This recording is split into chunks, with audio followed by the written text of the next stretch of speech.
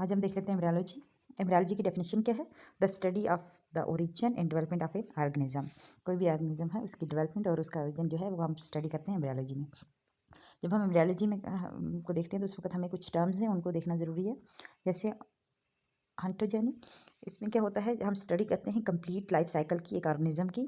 ये कंसिस्ट कर रहा होता है हमारे पास दो फेज़ में, एक होता है प्री नेटल डेवलपमेंट और एक होता है postnatal development. Prenatal development की जब बात की जाए तो ये होता है, ये स्टार्ट होता है फ्रॉम फर्टिलाइजेशन टू बर्थ, यानी कि zygote formation, embryo and then foetus. इसकी स्टडी जो होती है उसको कहते हैं एम्ब्रियोलॉजी। देन हमारे पास है postnatal stage. Postnatal stage में क्या होता है, ग्रोथ होती है, मैच्योरिटी होती है आफ्टर द बर्थ। तो ये पीरियड जो होता है न्यूबॉर्न से इन्फेंट चाइल्ड टू एडल्ट तक होता है। देन हम एम्ब्रियोलॉजी में जब हम बात करते हैं गेस्टेशन पीरियड की, गेस्टेशन पीरियड हमारे पास डिफरेंट सब डिवीजन में है।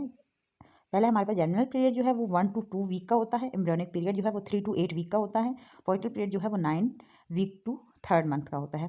9 वीक यानी 3rd मंथ से लेके टर्मिनेशन ऑफ प्रेगनेंसी यानी कि 9 मंथ तक होता है। यहाँ पे आप देख रहे हो 5 टाइप के स्टेम सेल होते हैं, स्टेम सेल होते हैं। स्टेम सेल हमारे पास जो है जो यहाँ पे आप देख रहे हो ट्राइप्टोपोटेंट या फिर ओमनिपोटेंट, यहाँ प्लोरोपोटेंट,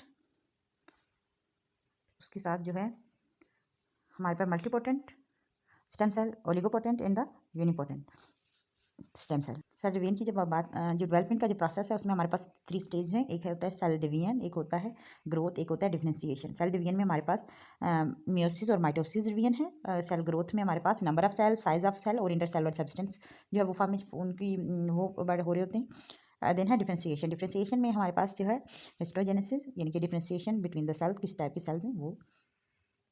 अच्छा, नेक्स्ट जो है हमारे पास, हाँ हम बात करते हैं जब हम सेल डिवीजन की बात करते हैं तो उसमें हमारे पास पहला स्टेज है माइटोसिस। माइटोसिस में हमारे पास जो है हम देखते हैं माइटोसिस में interphase, prophase, metaphase, anaphase and telophase. ठीक है, बेसिकली माइटोसिस जो है वो हमारे पास इंटरफेज से मिलकर बना होता है, लेकिन उसके साथ जो है जो पूरा जो सेल है जब हम उसकी बात करते हैं तो ये हमारे पास सेल जो कोई भी सेल है उसकी ग्रोथ हो रही होती है, डीएनए रेप्लिकेशन हो रही होती है, प्रिपरेशन ऑफ माइटोसिस, और यानी कि माइटोसिस हो रहा होता है, यानी ये फुल एक सेल में जो प्रोसेस हो रहे होते हैं। सबसे पहला जो होता है वो G1 फेज होता है, यानी ग्रोथ सेल की जो सेल होता है न्यूअली अगर कोई फॉर्म हुआ है उसकी ग्रोथ होगी, वो G1 फेज में जाएगा। उसके बाद जो है S फेज आता है जिसमें डीएनए रेप्लिकेट करेगा। ठीक है, उसके बाद आता है G2 फेज। उसमें क्या होता है, वो प्रिपेयर कर रहा होता है माइटोसिस के लिए। ठीक हो गया। अब जब माइटोसिस के लिए प्रिपेयर करेगा तो उसमें हमारे पास जब माइटोसिस प्रिपेयरिंग से लेके एंडिंग तक इसको कहते हैं एम फेज।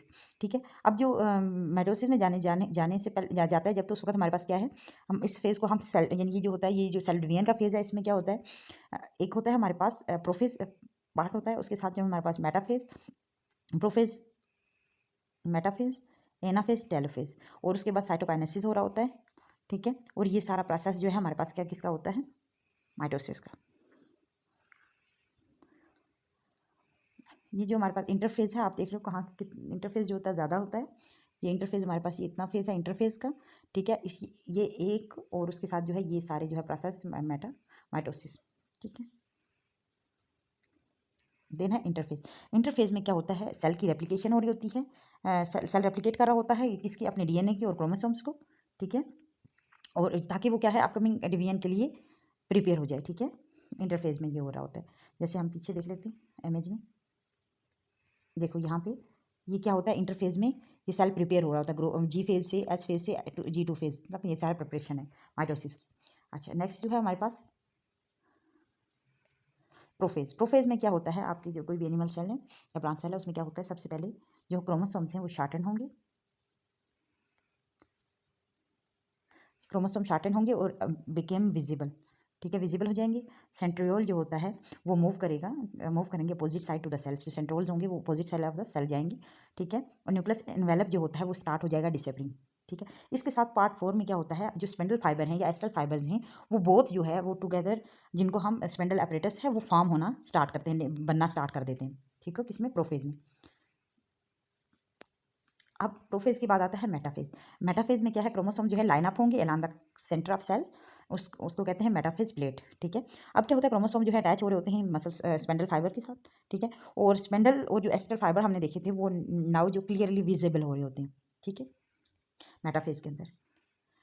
देन हमारे पास एनाफेज। एनाफेज में क्या होता है, सेंट्रल जो मेयर है, जो सेंटर मेयर होता है, जैसे ये वाला सेंटर वाला, वो क्या होता है, ब्रेक हो रहा होता है up to separating the chromosome copy, ताकि क्या है वो क्रोमोसोम की कापी को सेपरेट हो जाए और क्रोमोसोम जो है वो पुल्ड अपार्ट हो जाएंगे बोथ साइड पे, और स्पेंडल फाइबर जो होंगे वो और एस्ट्रल फाइबर जो है वो ब्रेक डाउन होना स्टार्ट कर देते हैं, किसमें, एनाफेज में। ठीक हो गया। अब जो नेक्स्ट है हमारे पास उसको कहते हैं टेलोफेज। टेलोफेज में साइटोकाइनेसिस हो रहा होता है, टेलोफेज के एंड पे साइटोकाइनेसिस होता है। टेलोफेज में क्या होता है, न्यूक्लियर एनवेलप फॉर्म हो रहा होता है around the both side of the chromosomes, यानी दोनों साइड के डीएनए अनकॉइलिंग हो रहा होता है, स्पेंडल और एस्ट्रल फाइबर जो है कंप्लीटली डिसअपियर हो जाते हैं, और इसके साथ जो है साइटोकाइनेसिस जो है happen with the most but not all the cells, काफ़ी में जो होता है साथ साथ हो रहा होता है, लेकिन कुछ में लेट होता है। साइटोप्लाज्मिक और ऑर्गेनेल्स जो हैं वो मूव हो रहे होते हैं, मोस्ट इक्वली मूव हो रहे होते हैं to either side of the cell. Cell membrane जो है पिंच टू फार्मा वो अंदर की तरफ दस रही होती है, ताकि क्या है वो टू सेपरेट सेल बना सके। ठीक हो गया।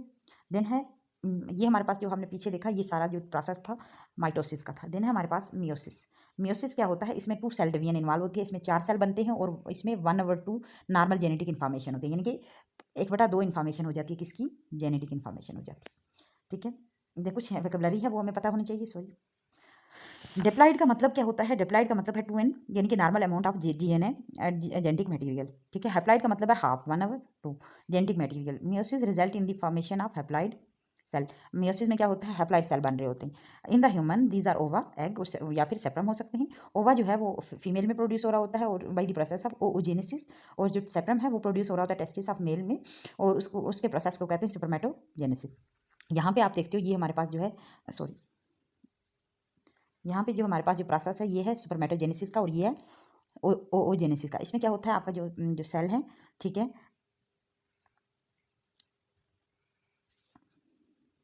वन सेल जो है 2 में डिवाइड हुआ जो मियोसिस के जरिए, फिर वो 4 में डिवाइड हुआ, एंड देन मैच्योरेशन ऑफ सेप्रम होगी।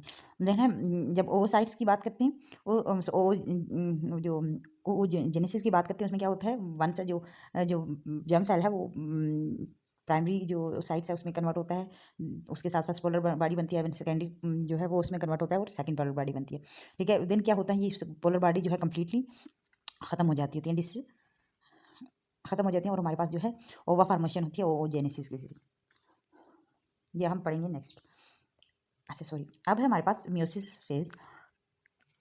मियोसिस फेज में मियोसिस अकर होता है, मियोसिस जो है 2 फेज में अकर होता है, एक होता है मियोसिस 1 और एक होता है मियोसिस 2। मियोसिस 1 में क्या है, prior to cell division, cell division से पहले जो एक, अगर फॉर एग्जांपल जो जो हमारे पास कम जो डीएनए थे वो क्या होता है, डबल हो जाता है। तो देखो आप, ये हमारे पास क्या है, डबल क्रोमो जो है वो डीएनए रेप्लिकेशन हो जाता है।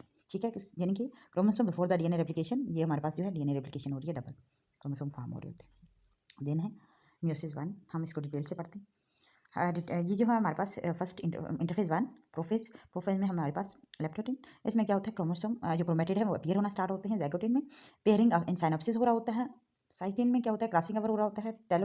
डिप्लोटिन में चेंजिंग द जेनेटिक मटेरियल होता है। इस यहाँ पे क्या होता है, प्रोसेस में हमारे पास साइनोप्सिस हो रहे होते हैं, synopsis of genetic material transfer हो रही होती है इसमें प्रोफेज 1 में। देन क्या है, मेटाफेज 1 होता है, उसके बाद एनाफेज 1 होता है जिसमें क्रोमोसोम का साइज जो है रिडक्शन हो रहा होता है, और टेलोफेज 1 होता है। ठीक है, अब टेलोफेज 1 के बाद क्या होगा, टेलोफेज 1 में के बाद जो है मायोसिस 1 जो है कंप्लीट हो जाती है। अब इसके दौरान हम जब क्रॉसिंग ओवर की बात करते हैं, जो होमोलोगस क्रोमोसोम्स हैं, जो सेम क्रोमोसोम्स हैं पेरेंट के, मतलब मदर के और फादर के, वो एक दूसरे के साथ करीब आते हैं। वो क्या करते हैं, वो कनेक्ट करते हैं एज अ चाजमेटा के साथ से, और फिर क्या होता है उनको, जैसे वो चाजमेटा में आते हैं तो वहाँ पे क्या है, क्रॉसिंग ओवर हो रही होती है। ठीक है, वो अपना जेनेटिक मटेरियल क्रॉस कर रहे होते हैं एक दूसरे से। Chromosome reduction during the anaphase जो है, ईच होमोलोगस क्रोमोसोम जो है वो एक दूसरे से फिर क्या होता है, पुल्ड अपार्ट हो जाएंगे, और क्या है, अनलाइक द माइटोसिस दिस सेंट्रो, और इसमें क्या होता है, सेंट्रोमेयर जो है ब्रेकडाउन नहीं होगा। ठीक हो गया। अब फिर क्या होता है, माइटोसिस 1 जो है, जो आपकी मियोसिस 2 जो है वो स्टार्ट हो जाती है। उसमें क्या होता है, सेम माइटोटिक डिवीजन हो रही होती है, जैसे माइटोसिस में डिवीजन होती है सेम इसमें भी वही डिवीजन हो रही होती है। ठीक है, अब इसमें कंपैरिजन की जब हम बात करते हैं, देखो मियोसिस,